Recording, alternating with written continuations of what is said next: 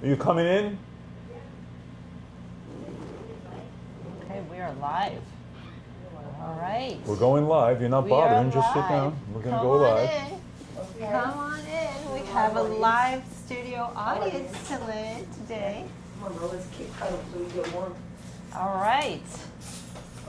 Well, welcome everybody.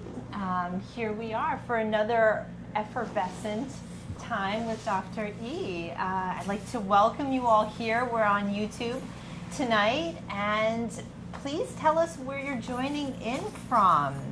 Where are we? In sunny, well, not right now sunny, but It's not sunny. It's cloudy in Basking cloudy. Ridge, New Jersey. Basking Ridge, New Jersey. And we are broadcasting from Dr. E's Medical Center here in the downtown of Basking Ridge. And we have just a wonderful conversation planned for you guys. So yes, let me just see if the chat is coming through.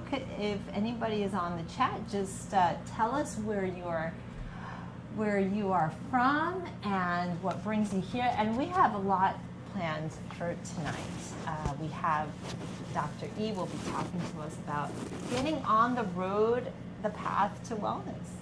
And it's a new season. We just entered fall just a couple days ago, and so it's a great time to start getting set for this new season, and Dr. E is here to let us know how to do it best. Okay, so let me just see if we have, because it usually takes a little bit of time before things start appearing, so let me just double check the other window. Okay, so we have some viewers, but I don't see any chat. So I'm going to write in the chat before we start. Welcome. Where are you tuning in from? No pun with that word, tuning in. Okay. All right. So let's get started. Dr. Ehrhardt, welcome and thank you so much. You're so welcome. For another wonderful broadcast. So tell us, for those of us that are struggling with either our health, our energy levels, our weight, our, wanting to go to the gym and exercise, but yet, the spirit is willing, but the flesh is weak. Tell us how to get on the road to wellness. I think the best way to understand how to get on the road to wellness is to have the motivation to sense and feel and to recognize what your strengths and your weaknesses are. And today, becoming a person that has to take care of other people and help to teach other people to do what's best for them, they have to really not be numb to what they're doing. It's like listening to the symphony and feeling the music. Yeah. Well, I want to listen to my insides, and I want to respond in a way that helps me to regenerate and heal, or to sustain a stable and profound way of having cogent and conscious energy. We have to have this innate wisdom. We have to have this ability to see, think, and feel, and to really, really want to have self-respect. And so what we're looking for is, I think we have to soothe the gut, because the gut talks to every part of us. And, it's just like, have you ever been out someplace and you're sitting in a public place and you're maybe out with your family eating? And then next thing you know, it's so loud in there that you can't hear the other one say something to you. It's all the time now. It disturbs. It's disturbing. It's disturbing. Yeah. I wish I could hear what you were saying, but I can't, because everyone's talking so loud in the surroundings. And again, these are signs or symptoms of a person not being able to filter and receive information. And so I think it's vital that we have an understanding that music is a part of our lives. Why is harmony? Why is faith? Why is happiness? Why is laughter? Why are all of these things, when they come together and have harmony, the symptoms of a problem become alert. The person can see, think, and feel. It's like I harmonize to the heart, and let's get to the heart of the matter. Mm-hmm. The heart of the matter says that I'm feeling something that isn't right, and I have to answer that. Mm-hmm. I have to respond to it. It's so true. And, you know, I've been doing a deep dive into the topic of beauty, and not beauty as defined in modern terms, because the concept of beauty always was closeness to God, divinity, what is organized, and we look at nature that is so harmonic by design. And yet beauty has been trashed in our society to mean, you know, like fillers and Botox and a lot of artificial things or big ticket items that really aren't the heart of beauty, but it's more elevation. And so when you speak about the harmony, the symphonic harmony of the body, and you mention self-respect, you know, it's about going deep. Can you speak about how self-respect is at the crux of our healing and harmony? Sure. When you find that there's something wrong and you don't have self-respect, then whatever is wrong, you can't solve the problem. When you can't have a support system, when you can't have, as I say in my book, the players in your healthy lifestyle, when you can't have a support system and have an ability to utilize and understand yourself and others, that's called confusion. It's like neurosis. It's like I'm trying to find something, but the symptoms and the prognosis were glim like a flickering light before entering a dark tunnel with an unknown destination. Well, you're lost.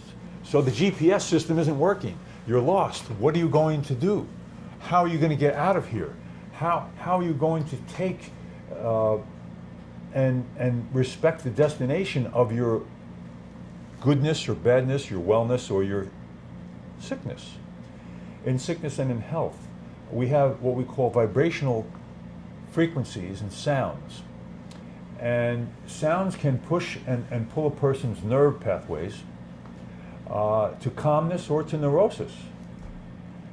And neurosis is a sequence of replaced or lost frequencies of information. It's like memory, and when memory, you have a memory. And we have a short-term, a sensory, a short-term, and a long-term memory. And when we have these memories that are organized and they're put into slots, and in the cerebral cortex of the brain, that's the sulcus. And in that area, we have a memory and we have an ability to retrieve it. We never lose a memory. It's just our inability to retrieve it. If you're listening to loud, harsh music, or something's bothering your gut, or you're out with someone and you've got a funny feeling in your stomach, then all of a sudden you can't retrieve that memory or that thought because you have internal confusion. So, you know, these memories, they have slots and locations, and loud, harsh sounds can distort the placement and the retrieval of thoughts and memories. And if you don't have the ability to have this retrieval of thoughts and memories, and you can't place those things in the right place and respond, your chemistry is off. We're all walking magnets, believe it or not. We are all magnets. And we have to pay attention to the things that take care of our energy and our electrochemical activity, our heart beating, our nerves conducting, our ability to think, feel, and respond. All of these things are vital to a flow. What's the flow? The flow is that I wake up in the morning, I feel good and rested. I don't feel sluggish. I feel rested. I went to sleep and I dreamt, I had a nice dream, or two or three, and I woke up and I feel refreshed. I have this ability to respect my pace of sleep, my pace of response, and my ability to say that I'm not overly rambunctious, and I'm not going to overreact to something because I'm tired and angry. I'm rested, and I can respond appropriately. I can speak well. I can listen to some soothing music. I can listen to music. I remember, growing up as a child, listening to the music that went into my house with my parents, and the symphonies, the opera, the piano concertos, everything that I listened to was such peace and harmony. Yes. And to some people, I hate to say this, but I grew up in an area where there was a diverse population. And this population was, some people thought that classical music was for weaklings. If you're listening to that, you're a faggot, or you're this, or you're that. I'm like, okay, come over here and watch what I do to you after you say that to me. They don't know who they're messing with. But it's important to know that it all comes from self-respect. It all comes from having an understanding that we are what we eat, and we have to learn to do the things that are best for our frequencies and that are best for our ability to ingest, digest, egest, and utilize our time. Yeah. Now, I can remember many times when I had to have molality questions or crazy things in school, in graduate school, and in integrative medical school, and I had to peacefully listen to music, and I had to run or do something aerobic, and it helped to pattern my mind and focus.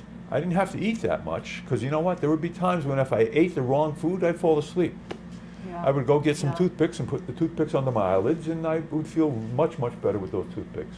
I need a pair of those. Yes, it's always good. You have to get the right kind, though. You can't get what you can't do is get the plastic toothpicks. Get the wooden ones. Oh, okay, they're better. They're much they better. Don't hurt. Yeah. Yeah, it's almost like we live right now at a time of such chaos. All we need, people are constantly telling me, I can't turn on the news. I hear all these disturbing things. It makes me so upset. It makes me depressed. I don't know what's the point. Or, sometimes people are just so stressed out because they're chasing after things they don't even know why. They're, stressed out because in the past, you used to work from 9 to 5 and then go home and then be with your family and relax.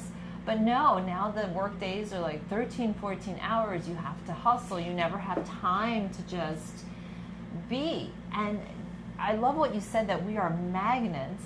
And so when we're constantly under stress, and then we go, let's say, like you said, to a restaurant, and then we're bombarded by loud music, we can't relax. So we are so hyper overstimulated, not to mention our phones, right? And then not to mention that you always speak about the importance of eating slowly. Yes.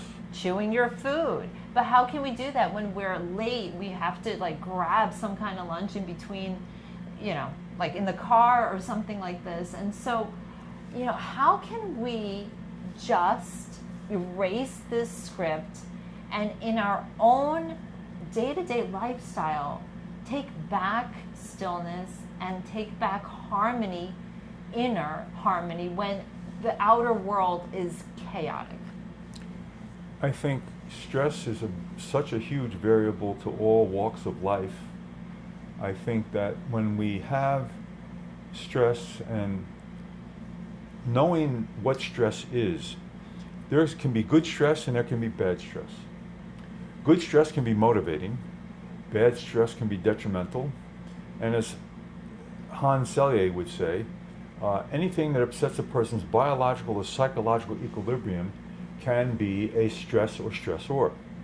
It can affect every part of function. If you're eating food that isn't giving you energy, and if you can't organize yourself, or if you're doing something that isn't helping you to get someplace or to do something. You have a goal.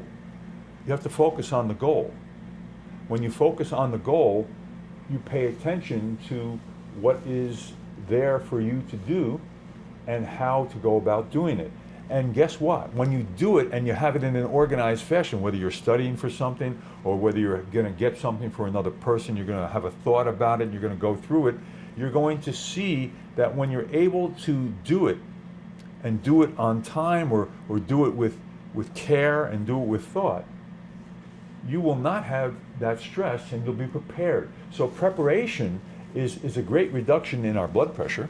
Mm-hmm. Preparation is a great reduction in memory deficiencies and presenile dementia and all of the things that, or taking things that are bad and getting addicted to these things that are bad. It's like when you're eating a food and you say, gee, that tastes really good, and you keep eating it. But over time, it's the same food that you're eating, and it may not be good for you. So you have to switch. And then all of a sudden, when you start to eat food that is actually giving you energy and making you feel better, then you make decisions. And you have an understanding, like, this food is good for me, I get energy from it. I feel good from that food. When a person is eating more vegetables, eating less saturated fat, eating more fish and eggs, and eating good fats, and maybe some flax meal, some chia seeds, and pistachio, and all of the things that you can make into meals. Like, you can make flax seeds into flax meal. You can make chia seeds into chia meal. You can make pistachio. You can put macadamia nuts with those things, and you can put that in, whether you want to put it in soup, make a broth, or whether you want to utilize this food and put it in a salad. Mm-hmm. And then all of a sudden you're like, oh, I'm not just eating a salad. I'm actually getting protein and fat, and I'm feeling good. And the fats that are coming from the chia seeds, the pumpkin seeds, the flax meal, and have them all grounded, and then if you want to put in macadamia nuts or whatever it is, pistachio, you put that together, and all of a sudden you feel this is more flavorful. Yeah. So now I have something that tastes good and is good for me. Right. And Right. This is part of harmony. I mean, when your stomach empties and the signal goes to your brain, and your brain says, okay, that's enough, you're good, now you can go to sleep and rest or take it easy or watch whatever you're going to watch and do something, you're going to go through a combination of nutrients that unlocks your metabolic efficiency. Mm-hmm. And it's important to say that, you can do what is right for you, but you have to feel it. If you don't feel it, you can't transcend to the next place. Yeah. With harmony. Yeah. Wow. So the walk to harmony, the road to harmony is just a set of steps that we take every day, right? And so tell us, doctor, especially now that we're in this new fall season, right? It's like the harvest season now. You can turn over a new leaf, yes. We turn over a new leaf. But we started off this fall season with a lot of turbulence in the country. Yeah. The assassination of Charlie Kirk has really, it's just been, it's shaken up. The tremors in this country are just so high. So how can we, like the Bible says, guard our heart and mind and our health by extension in these trying times? Well, I think we all must have faith. We all must know what faith is. And we have to have that internal elixir which allows us to believe something. And that belief system has to be a strength for us so that we do and feel what God would want us to feel. And I have to say, when Erica Kirk said that she forgave the man, I was astounded by that, but that's an empowerment of what Charlie Kirk was. Charlie Kirk read the Bible, he understood the Bible, he read everything in that Bible, and he knew things. And I have listened to people say I'm astounded at how well he portrayed what was stated in the Bible and how people interacted with it, but then the interpretation of it. The interpretation, we all have different ways of interpreting, and I think that we must have, a strong deliverance of faith, and there are many times when I have needed, faith, and I need to say something, and sometimes I'll take a poem and memorize a poem, or as I've recited Invictus many times, written by William Ernest Henley, and that's a poem that has helped me. That poem, I never wrote it down, and I recited it many times before I went to Capital University in Georgetown, and I was astounded by how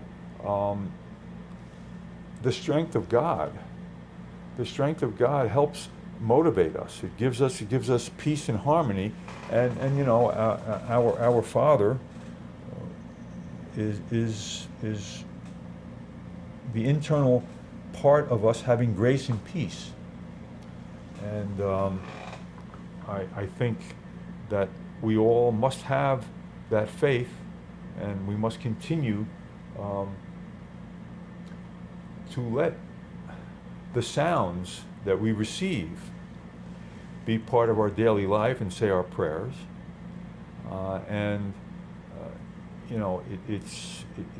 The notion of a miracle, the notion of God, the notion of, well, I can't tell you how many times I've watched something happen. There was no scientific evidence for that to happen that way.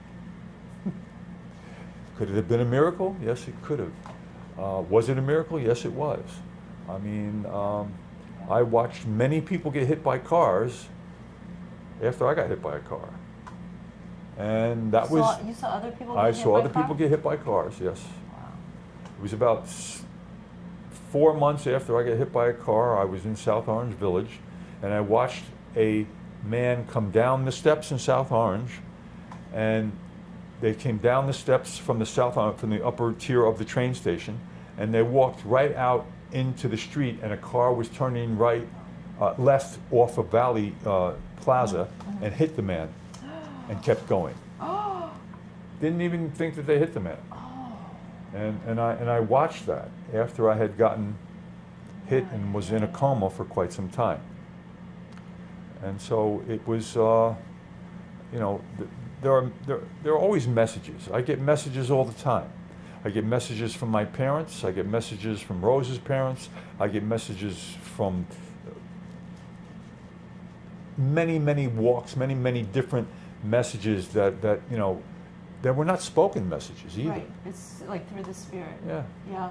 Not Wow. spoken messages, and you have to have the conversation and the belief system, and faith is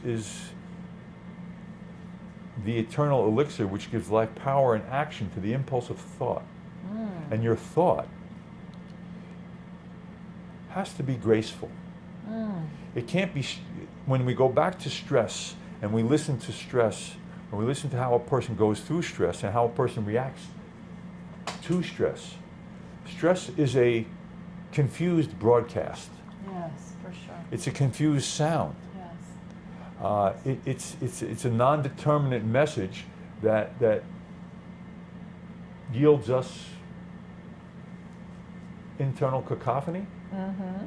It's something that we have where we can't soften the art, or we won't call it the art of noise. What is the art of noise? The art of noise would be harmony. That would be the art of noise.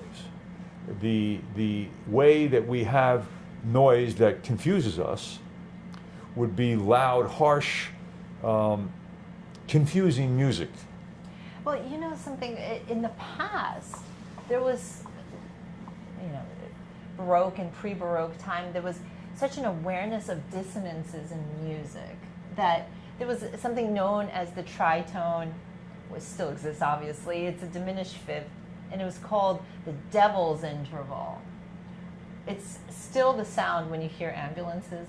It's still the devil's interval because it's so alarming and it's so jarring. It's a dissonance. And we need it in music the same way we need, you might disagree, but salt on food. But you know, spices. A striking transition. Spices on food. You need dissonances, but there were such strict rules about, because a dissonance, the ancient wisdom realized it's an energy of chaos. Yes. That once it enters the world, it must be resolved. Chaos Otherwise. and confusion leads to disease. And that's why they had the keys. And so that's why when we listen to music now, where dissonances abound, they're never resolved. There's no even consciousness of resolving a dissonance. So we're living in just such highly dissonant, energetic fields. And so it's up to us to take back our autonomy and take back, like you said, since we're magnets, to get back into harmonic alignment. I mean, from my experience, like just this week, you know what I've been doing? I started off the fall setting aside a half an hour a day, because you know I got this prayer bench. It's beautiful, Mm-hmm. and I kneel down, and for half an hour I pray. I've gotten back to praying the rosary, and it has been life-changing. But I put on beautiful Gregorian chant in the background, and that half hour of prayer, I tell you, it's amazing what it does to the brain. Because whatever I do after that, Mm-hmm. I do it better. Right? There are pathways that are now open in the brain. There's a calmness that I have. Yes. There's beyond that a confidence. Like I feel I'm not alone. Those pathways and frequencies that you're referring to allow you to work easier. Right. You work easier, that's a better flow. If you work harder, it's not a good flow. Right. If you're distorted and internally deviated, or you can't focus, that's confusion. That confusion, that disorganization is a way that person gets sick. Exactly. So let's make this now into something that is a useful takeaway for our audience. So like the first thing I'd like to ask, and if you could put it in the chat, is since we're resetting, we're getting on the road to wellness. One of the first roads to wellness, as you pointed out, is getting outside of this chaotic zone. So what's one thing that you plan on doing this season to carve out some time for peace? What will that thing be? Will it be listening to different music? Will it be setting aside time for prayer journaling? Will it be taking a walk in nature, listening to the sounds of nature?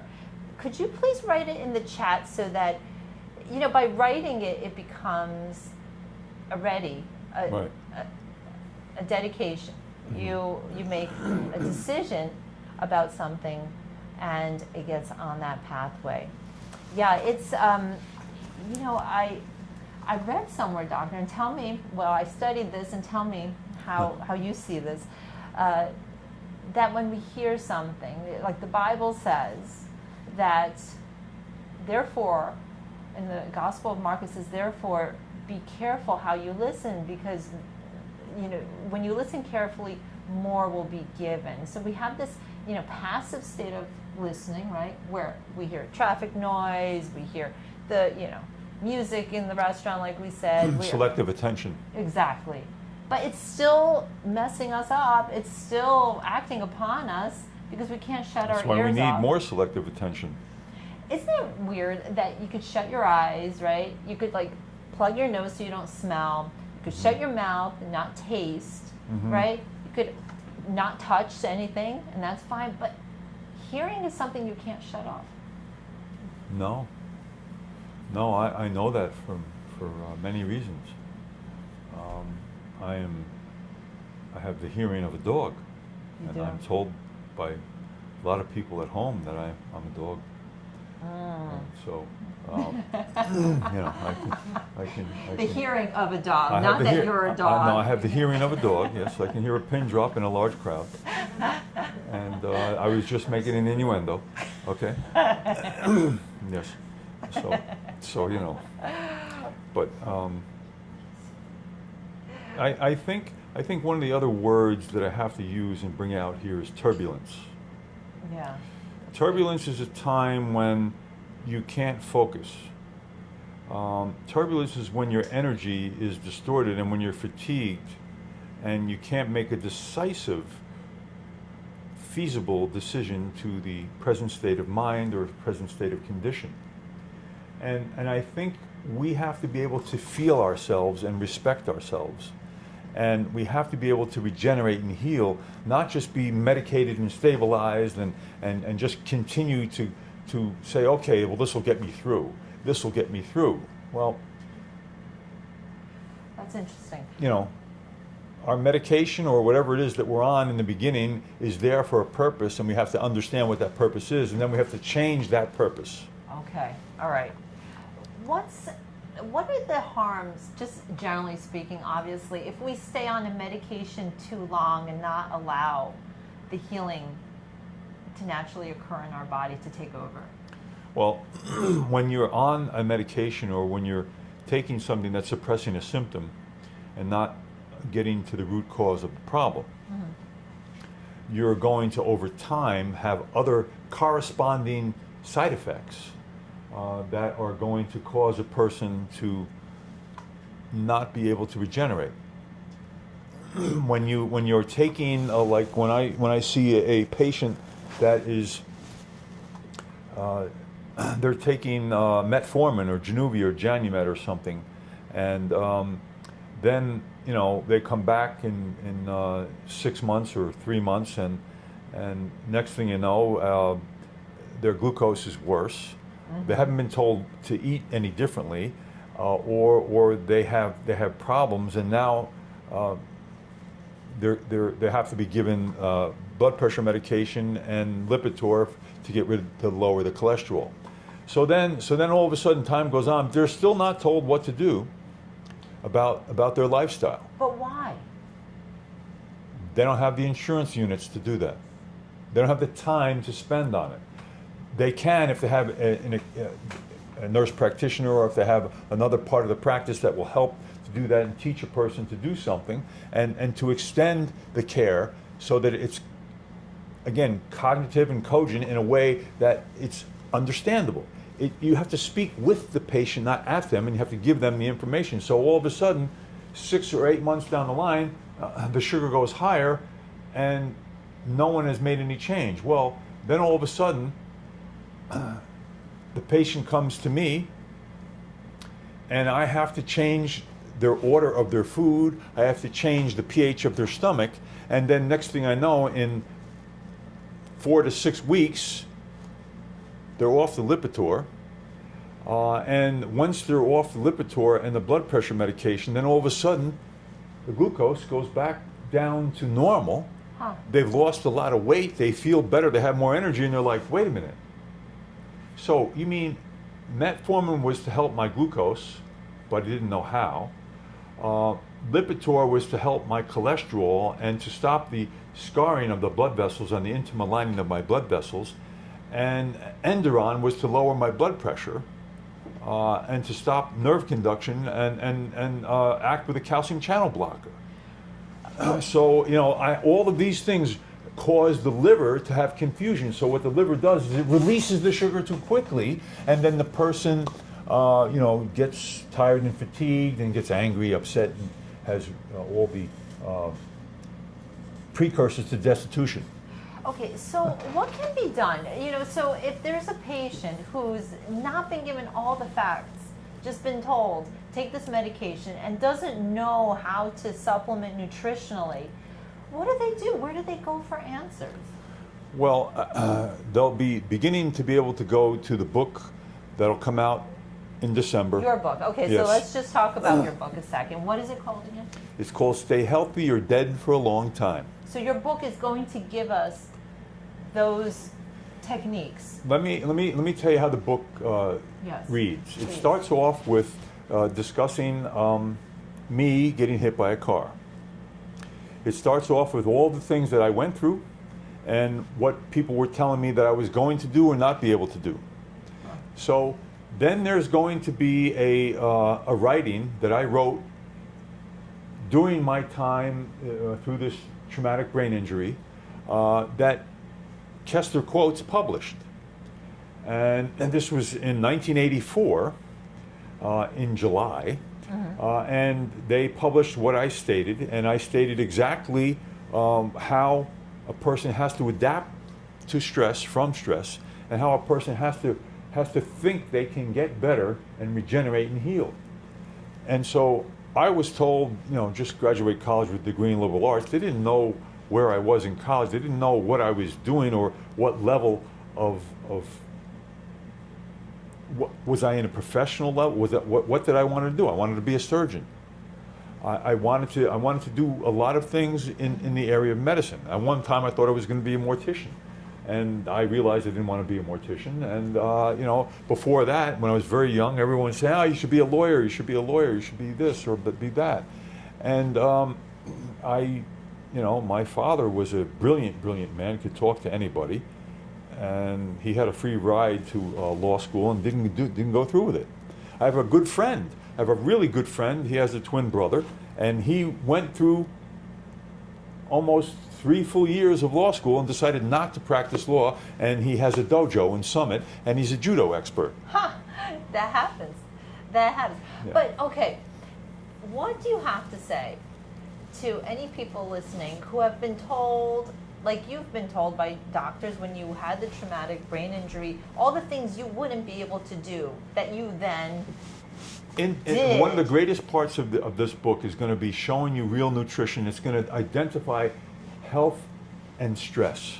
It's going to tell you what stress is. It's going to tell you how to avoid it. It's going to tell you the biological value of foods, high biologically valuable foods versus low biologically valuable foods. And I have to tell you, the data that's in this is from almost 30 years of information of me watching like a person eat a big round strawberry that was injected with sodium nitrate that was so sweet and felt so good to them. But when I would test them and I would see what's in their stomach and I would see what's coming out of their system, it looked like they ate a steak.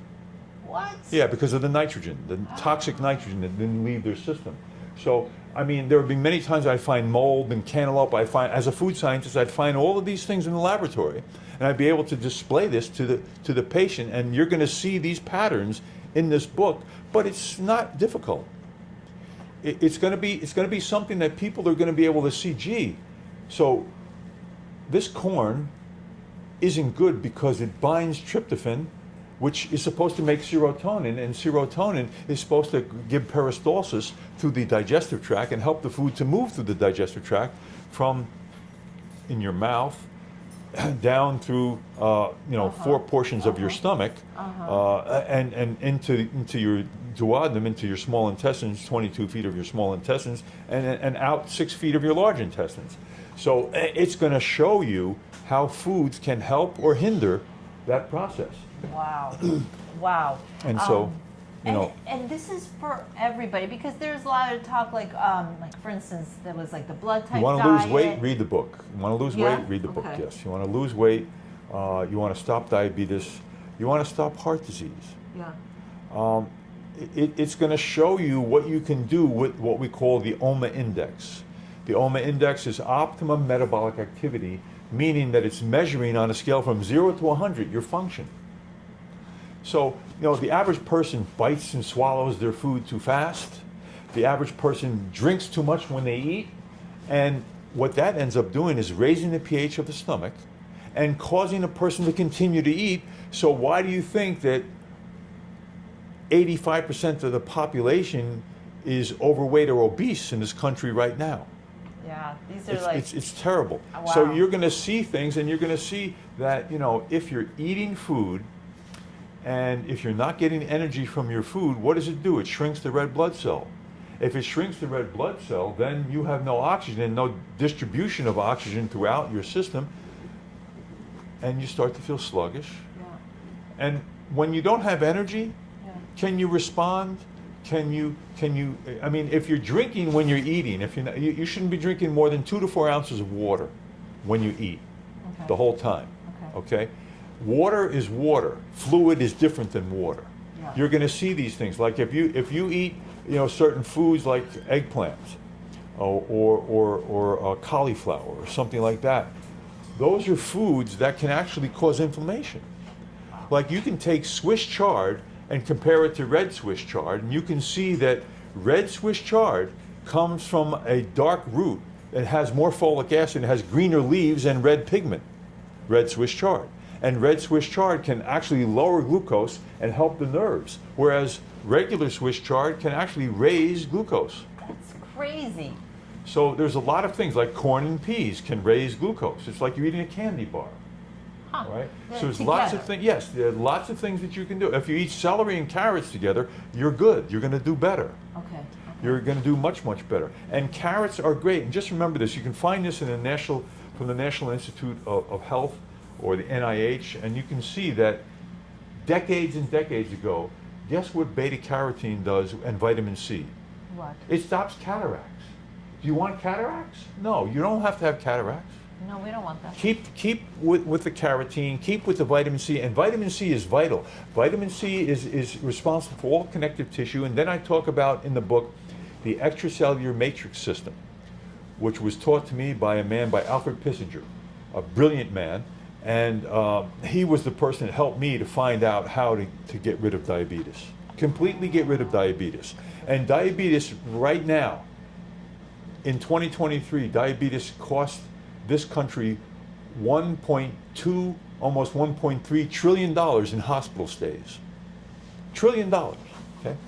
So I mean, there's so many problems Wow. that go on with all of these things, and people have to take an understanding and realize that, well, wait a minute. If I listen to the messages my body's sending me, and if I have self-respect, and if I eat for energy, and I get rest, and I reduce the stress, I can get better and I can live longer.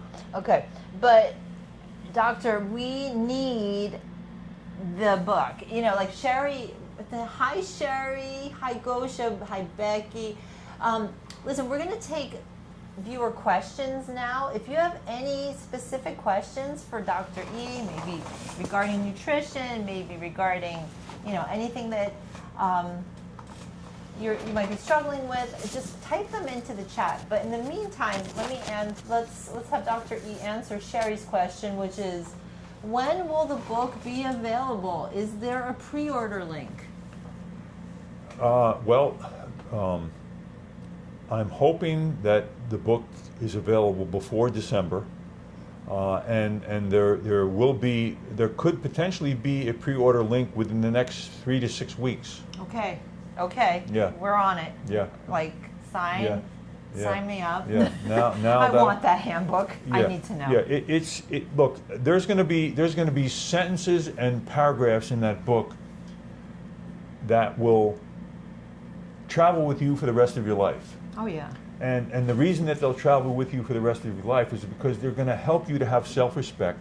They're going to help you to avoid stress. It's going to give you the story of what happened to me, and it's going to give you, I was supposedly against all odds, not supposed to be able to do the things that I do on a daily basis. So it is going to give you a good picture of hope. And I'll say this, I remember this, what hope is. We all have to have hope. Hope, there was always hope. There was always hope, no matter what is wrong with us or how ill we are. In fact, even if the final healing in our lives is death, it is better to face it with hope, faith, and trust than to depart feeling hopeless and completely alone. And so these are the things that we have to do. These are the things that we have to masterfully combine. We have to combine these things. We have to take these things in such a way that we care. And when you go to the doctor, if the doctor can't speak with you, get the hell out of there. Yeah, right. I mean, it's these days, there's no time. right? So many of these, I feel bad. It's a system that seems to be so broken. I've had people tell me, like, they go to the doctor and the doctor doesn't even look them in the eye because they're busy writing everything on the iPad, and they have 5 minutes, if even that, and they have a certain quota. Do you know how many times I've been in the hospital and I've seen a person in the hospital, wherever it was, whether it was the Veterans Administration, whether it was Livingston, wherever it was, whatever hospital, wherever state, whatever, and there was no support team or no relative or person to be there on top of that person's well-being, or to show care in some outside way. That person didn't get the attention that they needed when they needed it. These are things that happen all the time. I see it happen all the time. So do you know how many hospital mistakes kill people a year? A mistake in the hospital kills hundreds of thousands of people a year. We have to be able to live with prevention. Prevention is vital to life. Prevention means I'm going to do this to protect me against that. Preach it. I'm going to not eat this fat. I'm going to eat that fat. I'm going to chew my food. I'm going to get rest. I'm not going to be stressed out. I'm going to have faith and understanding, and I'm going to really have grace and faith and peace when I say my prayers. Mm-hmm. I'm going to recognize how vital my life is, and how the people that love me, that I care for, can actually be a motivation for me. Yeah.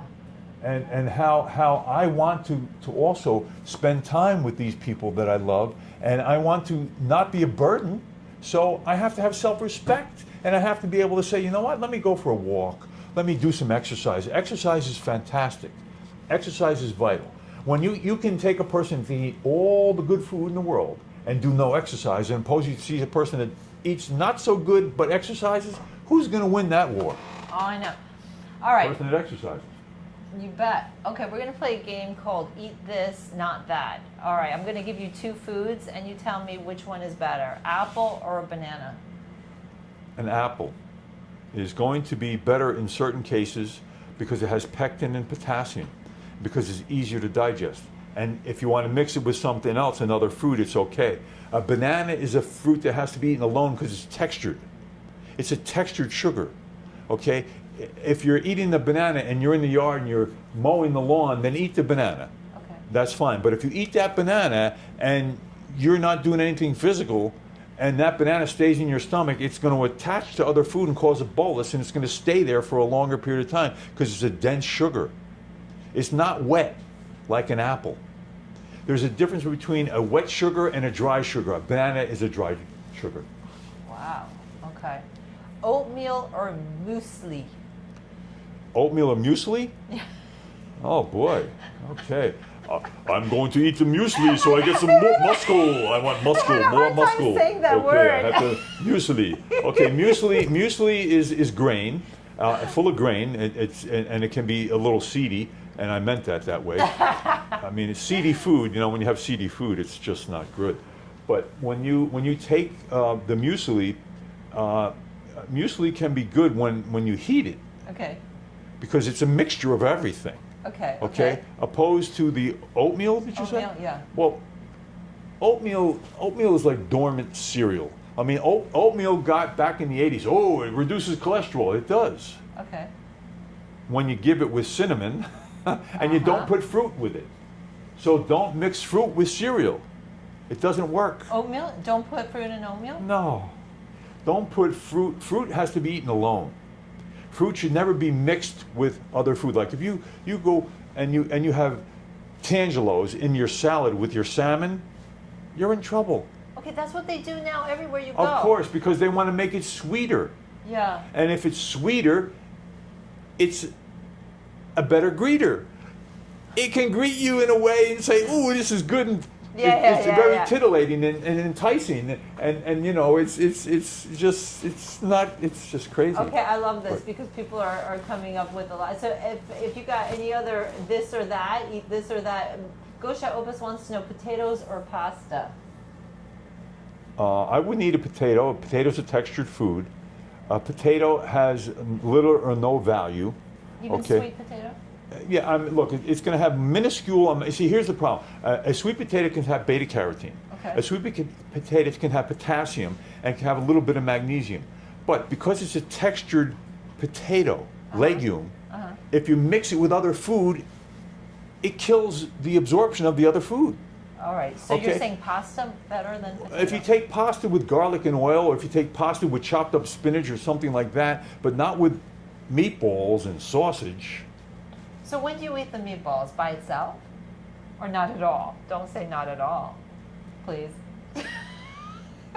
Meatballs are good if you're going bowling. Oh, stop. Okay? And so no, Come meatball. on, you're Italian. I am, and I talk with my hands. And if, what do you call it when an Italian has one arm shorter than the other? That's a speech impediment. But anyway, it's very good to know that you have to have. Don't mix heavy, dense fat with a sugar. Pasta is a sugar. It's a complex carbohydrate. It's a All right. polysaccharide. Okay, a polysaccharide is not a good thing to mix with a fat because then you're just dumping cement into your gut, and then your gut is moving very slowly, and then you're moving very slowly, and you're getting tired and fatigued. Okay. And So eat the eat the eat whatever. pasta with vegetables, please. Have a Vegetables, salad. okay. Insalata. All right. Insalata della casa. All right, we have another In one. la cucina. Okay, cheese or ham? Cheese or ham? Yeah. Is that a double-edged sword question? There's no Ham. answer for you. Ham. They're both Yeah, like no, well, thumbs down. ham is full of pork, which is a fat, and ham is going to be full of salt. So if you want to raise your LDL cholesterol, have the ham. Ooh, uh-oh. Osha Opus, If that you doesn't want sound cheese, the cheese has to have rennet in it. And the cheese has to be fresh. Like if you want mozzarella cheese and it's sitting in water in that big barrel in the local store that you know, and it's fresh, then have that cheese. good. Okay, but only like that. Yeah. All yeah. right. What about the slices? Because you buy them. Well, you can buy the slices, but again, you have to look at the Swiss label cheese. and make sure that it says rennet in it. RENNET. It has to have rennet in it. That's a stomach enzyme. That's going to help you to digest the cheese better. Chicken or steak? Well, look, you have to understand things about meat, fish, and poultry. They're all measured by the biology. A steak is going to take much longer, 15 hours to digest than chicken is. I heard about that. Chicken will be maybe 8 hours. Okay. Okay, 6 or 8 hours chicken. Turkey will take 5. Fish will take 3. Eggs will take an hour and a half to 2 hours. And basically, lamb will take 12 hours, and pork will take 18 hours. So, if you're eating a food that takes all of this time to break down, why? Because it's complex and dense. If you're looking at foods, they're full of carbon, hydrogen, oxygen, nitrogen, and sulfur, and then you're having all of this fat Yeah. and protein together, and it's hard to digest and break it down. So, when you take chicken, if you take the thigh of the chicken and you compare it to like a hamburger, Yeah. eat the chicken thigh. Okay, so no burgers. No, don't eat burgers. You don't want to eat burgers. Okay, Gosha. Did that answer your question? Yes, Gosha Opus says mozzarella. He's gonna because Yeah, mozzarella. mozzarella. Mozzarella. Yeah, Mozzarella is really good because again it has that rennet enzyme in it, and it's full of calcium. Remember that anything that's white has calcium. Anything that's yellow has beta carotene. Anything that's green has chlorophyll, and chlorophyll is full of B1, B2, calcium, and magnesium, and it's a precursor to oxygen. Okay. So you have oxygen. Okay. But your cheese can be good, and I would say this: don't burn cheese. Don't cook cheese that turns brown. If it turns brown, that's a Maillard reaction, and you don't want that. Okay. That's toxic. Ay. Brown cheese is no good. Okay. Chocolate or carrot cake? Okay. Now, first of all, that's a very open and big question because chocolate can be therapeutic to a certain degree when it's Okay. 85%. 85%. 85%. If it's 60%, that means that 40 is fat and sugar. 40% of it has got a lot of fat and sugar in it. Okay, so you want like chocolate comes from the cacao bean. Right. Okay, so the chocolate can be good, and chocolate is full of arginine, which is a dilator, and chocolate has some good antioxidants in it. Okay. Okay, All right. and it can be good for many things, but you want to. What was the other besides the chocolate? Carrot cake. Carrot cake. Okay. It's got a vegetable in it. Oh yes. Must be good. Well, first of all, that's what you call a dried sugar. Now, out of all of the cakes, key lime pie would be better Okay. than carrot cake. Carrot cake is delicious and delectable, but when you're going to eat carrot cake, and it's got beta carotene, it's got walnuts, it's got it's got a lot of things in it. Yeah. And if you just do a little bit of it, it's not going to be that bad. It's certainly like if you take like an apple pie or a blueberry pie or a pumpkin pie. Out of all of the things I've just mentioned, pumpkin pie is the best for you. Pumpkin pie? Pumpkin pie is the best for you, yes. Okay. Pumpkin pie is going to be full of real pumpkin. That's going to be full of beta carotene. It's going to be full of B vitamins. It's going to be full of selenium. It's going to be not causing problems with diabetes, and it's good for you, pumpkin pie. I'm so happy for, to hear for many that, reasons. because it's pumpkin pie season. Okay, two more, and these are both beverages. You're not going to like either one of these. Okay, I know what you're are gonna they? say, coffee or tea, and by tea meaning caffeinated. Coffee or tea? Yeah. Okay. Well, the big thing to remember about coffee, a little bit of coffee, if you go to Europe and you see how they drink coffee, coffee is consumed in a demi-tasse cup and it's used after lunch. Okay? And that's used for digestion. Yeah.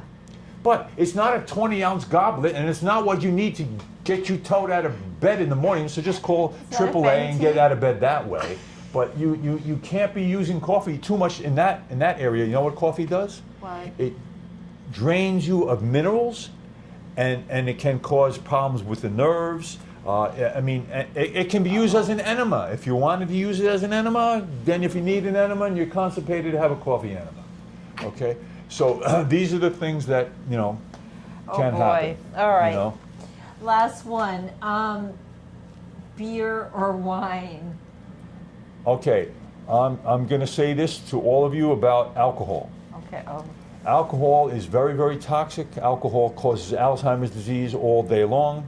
Alcohol causes cancer all day long and causes heart arrhythmias. It causes supraventricular tachycardias. It causes a number of things. It causes cirrhosis of the liver, hepatitis A, B, and C. Should I continue?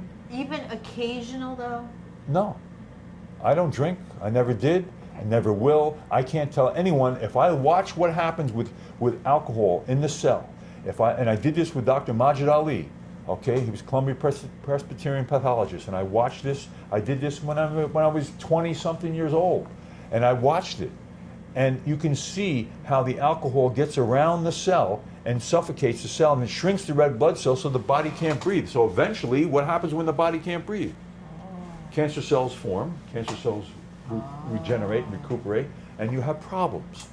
So you have to have an understanding. I don't tell anyone, if you want a little bit of red wine, that would be much better than beer. Anything that's carbonated isn't going to be good for you, because carbonation gets around the food that goes through the digestive tract, and it affects the motility of the food because it's carbonated. So, like sparkling water, no good. No. This is You want the carbonated. truth? I'm talking to you about, as a food scientist and a doctor, but as a food scientist that sees what happens when you eat these foods and when these foods go through you and what they do to your organ systems, Yeah. to you, and by affecting your organ systems, Yeah. your liver, your kidneys, your pancreas, your heart, your lungs, Yeah. your spleen, everything, your nerves. It blocks messages. So if you want something to block messages, keep drinking that. Okay. Good for you. Last question. What's your view on fasting or intermittent fasting? Well, fasting can be very good. Fasting is part of when the human body starts to initiate autophagy. Autophagy is when the body can regenerate. When the body can heal and it can regenerate, fasting can be very good. I can tell you so many times, and I've watched this and I've helped bodybuilders, boxers, all kinds of people. Here, You're not going to eat breakfast. You're going to eat a big lunch and a small dinner, and you're going to drink. And then the next day, you're not going to eat. You're just going to drink. Every single person I've ever done that with, guess what happens? What? They look bigger, muscular. They have more definition. They feel better. They work faster. They sleep better. Huh. So these are the things that can go on, and these are the things that, you know, you have to know how to understand how the foods and what you're drinking is affecting you.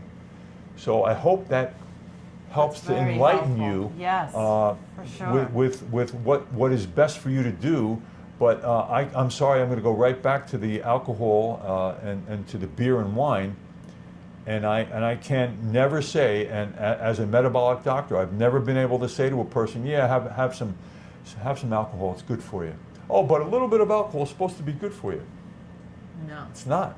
Okay. It's not. I can show you documents and documents on top of that, We'll all take- day long. We'll take your word for it. But Gosha Opus says, thankfully, he's seeing like the light at the end of the tunnel. That now he's going to save money by not buying so much beer and fancy Pellegrino. You're going to save a life and too, big coffee. and you're going to function better You're all gonna day long. function. Oh yeah. Okay. Look, alcohol dehydrates you. Yes. That's Okay. true. Alcohol causes memory problems. Yes. Alcohol causes Korsakoff syndrome. Korsakoff syndrome is delirium tremors, shaking, involuntary muscle contractions. All of these things can happen from drinking alcohol. And I'm guessing pipe smoking is no good occasionally, right? Well, if it's a peace pipe, that's a wholly different story. That's a peace pipe. You've got to have a peace pipe. That's Maybe okay. we gotta smoke more peace pipes. Peace pipes. I don't know. Okay, peace pipes. All right. On that note, okay, parting notes. Well, we'll be back, right? Oh, we'll be back. We'll be back. Yeah, we'll be back and better than ever. Better than ever. Thank you so much for watching. Thank you for your questions. We'll be playing more of this game, Yes. this or that. And so if you have any questions for Dr. Ehrhardt, be sure to email us. And Doctor, how could people get in touch with you? Because Dr. Ehrhardt's so incredible and gets people, gets them back in shape in no time, and you're a miracle worker. The easiest way to get me is just go to Ernest, E-R-N-E-S-T, Ehrhardt, E-H-R-H-A-R-D-T @gmail.com. If you go to the Ehrhardt Center website, it'll take you years to get me. Okay. So just go to ErnestEhrhardt@gmail.com, send me an email. You can call the cell phone or the office. Okay. The Perfect. cell phone is 973-687-8490, and the office phone, if you want to wait a little while, you can call 908-766-0992. Okay, fantastic. Okay. So, all right, everybody, thank you so much for listening. Thank you, Doctor, for answering these incredible questions, for your wisdom shared tonight, and we'll be back. Thank you. All right, thanks, Wow. everybody. Thank Bye-bye. you. Somebody said excellent.